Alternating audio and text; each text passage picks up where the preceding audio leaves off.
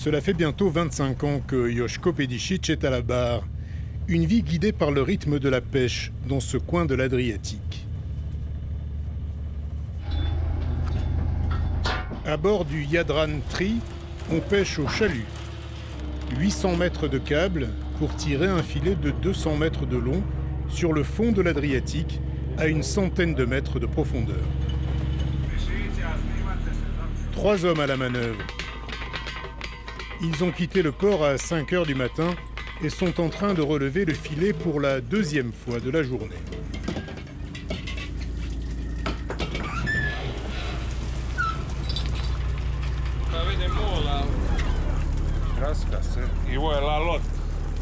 Parmi les espèces qui vivent près du fond, le merlu, la langoustine ou encore la crevette.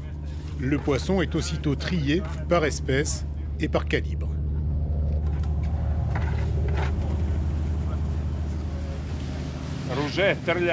Rouget barbé, toujours rouget, mais de première catégorie. L'autre est de 2e catégorie. Ça, c'est du merlan bleu. Une pêche correcte, mais qui n'a rien à voir avec ce qu'offrait la mer il y a encore une quinzaine d'années. Avant c'était mieux. Écoute, s'il y avait plus de bateaux, mais on pêchait davantage. Nous, on espère que ça ira mieux maintenant qu'on a diminué la flotte. Mais on verra de combien on arrive à la diminuer. Moins il y a de bateaux, plus on pêche. Jusqu'à une période récente, les ressources étaient en grand danger, victimes de la surpêche. Pour protéger la biodiversité, une zone de 3000 km², la fosse de Jabuka, est interdite à la pêche depuis 2017. Il y a une dizaine d'années, on a remarqué que l'on pêchait de moins en moins. Et du coup, on s'est tourné vers les scientifiques, qui nous disent comment pêcher de façon durable. C'est-à-dire avec les scientifiques, on essaye de trouver un équilibre entre la pêche, notre revenu et l'état des ressources. Et depuis, Joško est ravi. Les pêcheurs pêchent de l'argent, pas des poissons. Donc si on voit qu'on gagne plus qu'avant, ça veut dire qu'on pêche plus qu'avant. Pour éviter d'entrer dans la zone interdite, le navire de 22 mètres est bardé d'équipements électroniques. Il y a même un mouchard, le VMS, qui depuis 2009 équipe tous les bateaux de pêche de plus de 15 mètres de l'Union européenne. C'est bien, car on voit sur l'écran la situation. Combien de bateaux sont en train de pêcher et quelle est la situation des ressources. À 300 km de là, au ministère de l'Agriculture et de la Pêche à Zagreb, les contrôleurs observent en temps réel la position, la vitesse et le cap de chaque chalutier. Un système de veille semi-automatique permet de détecter les infractions. De nombreux bateaux pêchent dans les eaux poissonneuses en limite de la zone interdite. Il peut arriver que le bateau qui travaille sur la limite calcule mal sa direction et entre de 50 ou 100 mètres. Ou alors, quand les conditions sont mauvaises, cela arrive que des bateaux soient emportés à l'intérieur. C'est ça les infractions les plus communes. Mais je ne me souviens pas de quelqu'un qui soit vraiment entré dans la zone pour y travailler pendant longtemps. La Commission générale des pêches pour la Méditerranée a mis en place 8 zones à accès réglementé. Celle de Jabuka comporte une partie totalement interdite à la pêche et une autre accessible sous conditions. Elle s'étend entre les eaux croates et italiennes. La fosse de Jabuka est l'un des endroits de reproduction et de croissance des poissons les plus importants de la mer Adriatique. Les données scientifiques étaient claires à ce propos. Donc, nous connaissions l'importance de cet endroit. Après ça, il y a eu un dialogue entre les secteurs de la pêche en Italie et en Croatie et entre les deux administrations. Et ensuite, nous avons pris la décision de protéger la fosse de Jabuka. Jabuka, la pomme en croate, c'est le nom de cette île volcanique minuscule et de la fosse sous-marine toute proche, 200 mètres de profondeur à 60 km des côtes. Ce jour-là, à bord de l'Iglun, l'une des 8 vedettes du ministère de l'Agriculture et de la Pêche, les inspecteurs préparent la visite d'un chalutier. Tout commence par la récupération des données émises par le système de surveillance, le VMS. Ce qu'on va faire maintenant, c'est mettre ces informations dans notre rapport. Comme ça, on perdra moins de temps une fois que l'on sera sur le chalutier et on ne dérangera pas le travail des pêcheurs. Après 2 heures de navigation, l'Igloo arrive sur zone. Peter Pan, ici le bateau d'inspection Igloo, répondez. À bord du Peter Pan, qui pêche depuis la veille, l'équipage est en train de remonter les chaluts au moment de l'arrivée des inspecteurs.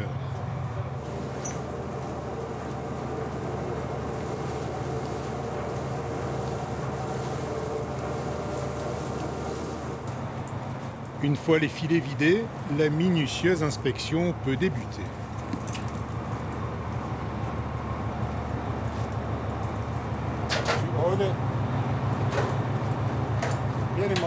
Donc ici, on vérifie la taille des mailles. C'est cette taille qui détermine la sélectivité du filet. Car les filets ne doivent pas capturer de poissons trop petits. Les inspecteurs vérifient donc la taille des prises.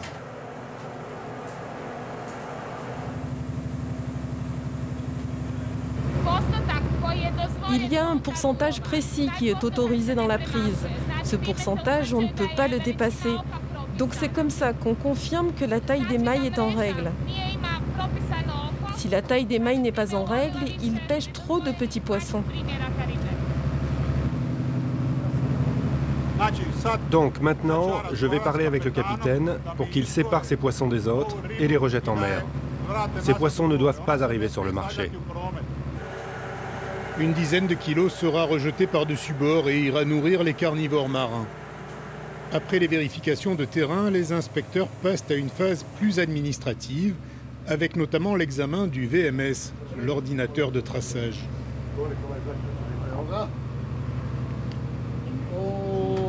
Oui, c'est allumé. Vous voyez là, depuis qu'on est parti, c'est marqué en cours. L'inspection va durer 1h30 et le capitaine s'y prête volontiers.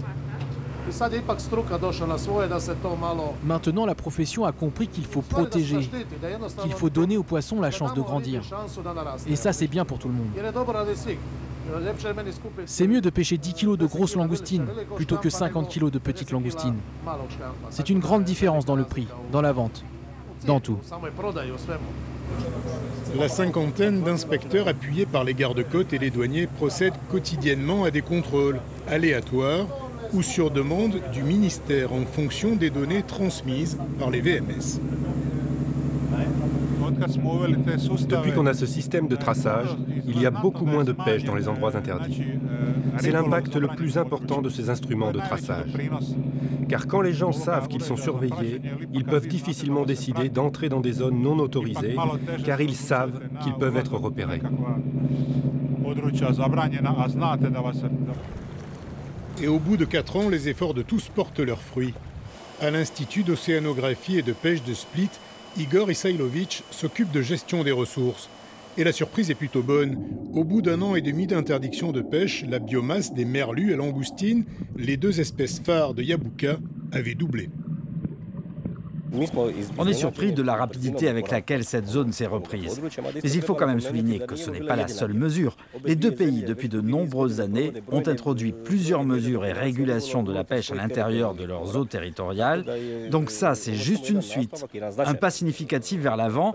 Et nous, on espère que dans le futur, on va pouvoir, par le biais de cette collaboration, introduire d'autres zones protégées en Adriatique où on parle de zones critiques. Le canal d'Otrante entre Italie et Albanie pourrait par exemple accueillir une nouvelle zone de pêche réglementée.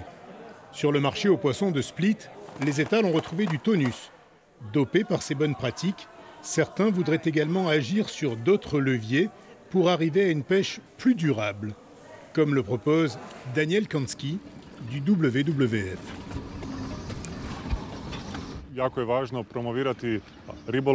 Il est très important de promouvoir des méthodes de pêche qui sont durables, qui ont un impact négatif moindre sur la nature.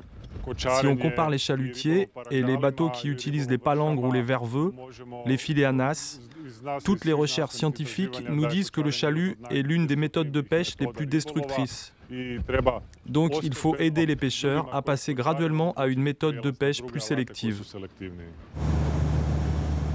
Retour à bord du Jadran Tree, où l'on se prépare à remonter le filet pour la 3e et dernière fois de la journée. Cette méthode de pêche a un fort impact environnemental, mais le chalutier sort d'1 mois d'arrêt complet pour participer à l'effort de reconstitution des ressources. Si on prend la journée dans son ensemble, on a bien pêché. Là, ce dernier coup de chalut, bon, c'est que 2 heures, ça a été normal, je dirais, mais ça aurait pu être mieux. Mais la journée dans son ensemble, oui, c'est bien. Une journée normale, c'est environ 500 kg de poissons et crustacés.